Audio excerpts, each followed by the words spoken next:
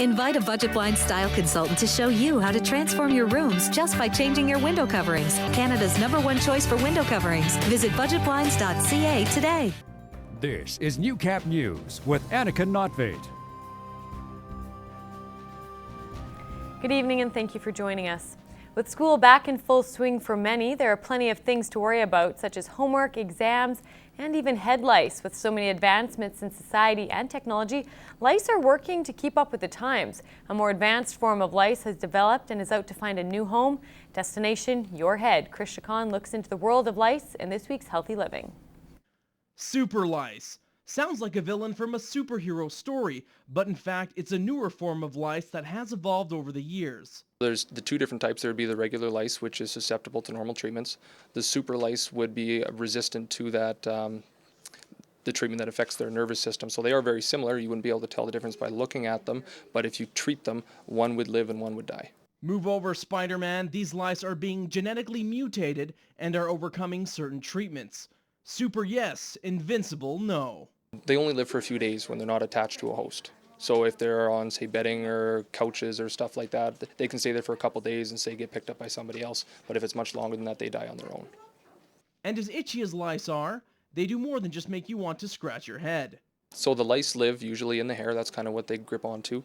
They do feed on the blood from the scalp. That's why you get itchiness from them biting you, basically. Lice can spread very fast and are easily received in the home. If any member of the family has an itchy scalp, whether it's a child or an adult, it's nice to take a look and make sure that it is not due to lice. And if you do find lice, then you treat it immediately and make sure that the rest of the family is treated. There are various over-the-counter anti-lice products that can help in the removal of these pesky parasites. Kristine, Newcap News. Many locals are showing their support for Bishop Lloyd Middle School programs at the Buick Test Drive event. Buick provides vehicles, the school hosts the event, and the students work it. Hannah Tita has more. The Test Drive event was in high gear by mid-afternoon. Staff and students kept busy as hundreds of people came out to support Bishop Lloyd's breakfast program and beautification project. Just to support the school. It's a donation to the school and help out in any way we can. This 2015 Buick Verona was one of the many vehicles available to take for a spin at the Test Drive event. People who came out to support a good cause were impressed by the many vehicles to choose from. I thought it was a great selection, everything from cars to crossovers to small vehicles to big trucks. It was wonderful. Chatting with the girl I had in the car with me was probably my favorite part. Also noticing the problems in my own vehicle, driving a nice new one. For every test drive Westridge Buick GMC receives, Buick will donate $20 to the school programs. Principal Shawn Larson is thrilled with the outpouring of support from the community. A huge success. Big thanks to my staff for getting organized and having everything on track. Another big thank you to Jason Mills and his crew from Westridge. They've been awesome to work with. The school is optimistic the $10,000 target will be reached after everything is added up. Hannah Tita, Newcap News. And if you want to do that test drive event, it's going to be open until 9 p.m. tonight. All right, the Smile Cookie campaign is back and underway at Tim Hortons locations across the country, proving $1 can change a child's life. For the last 20 years, the campaign has raised more than $15 million nationally for various charities. For the past 8 years, local Tim Hortons owner Kristine Whitney has donated the money raised during the Smile Cookie campaign at her location to Kids Sport and plans to do that again this year. We've done Kids Sport for quite a few years. It's a great charity. It helps local children so that they can play sports. And I mean, it's really beneficial for the children, right, to be on a team. In the last 3 days, Whitney's location has sold more than 1,000 cookies. So at $1 per cookie, it means $1,000 for Kids Sport.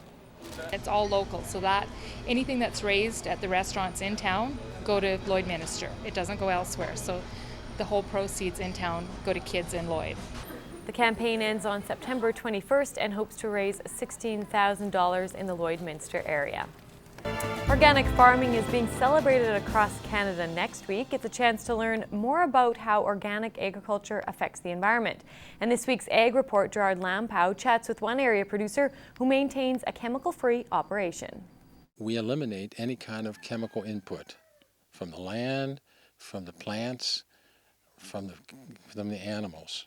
Tim Axe and his wife Maighread started transitioning this 1 mile square property from conventional farming to organic certification in 2006. The land has been in Maighread's family since 1966 and the certification process took 3 years. When Tim came along, he was involved with organics in Ohio, and we talked about it, my mother and Tim and I, and together made the decision to go organic and to go through the transition process. To produce something organically means that you have to follow the organic standard, which is, many, many pages outlining exactly what you can and what you can't do. The process is federally regulated and could take from 15 months to 3 years. Inspections are done annually and monitored by the CFIA. Organic Alberta will assist in the process. You can contact us and we will point you to a number of certifying bodies. The certifying bodies are regulated by CFIA, as I mentioned, to certify according to the Canadian Organic Standard. They would walk you through some of the changes that you would need to make on your farm. Tim and Maighread plant peas and oats. They also have poultry and cattle. And when you're grazing beautiful cattle, grass-fed beef, organic, we do it with a management-intensive design. So we get onto a small piece of property with a number of animals. We don't stress the grass, but we go in and we place plenty of manure, and that's our fertilizer base. They use 6 different varieties of seed in an enhancement crop rotation to build a topsoil. And what happens is you get this abundant root production, and that's the beginning of you're building your soil. There are over 1,400 organic producers in Saskatchewan and Alberta. Organic Alberta says some 58% of Canadians are looking for organic produce every week and demand can't keep up. Tim gives us his cost-benefit analysis for growing canola organically. And they're doing it at $1.42 per bushel.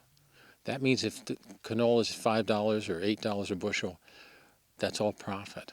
He admits the overall workload triples compared to conventional farming. For example, most calves are sold after 6 months, but organic producers take 28 months to get the same size, so it's almost 3 years before you get a return on your investment. Still, he wouldn't have it any other way. We want beautiful meats. We want beautiful crops, first and foremost for our family. Gerard Lampow, Newcap News.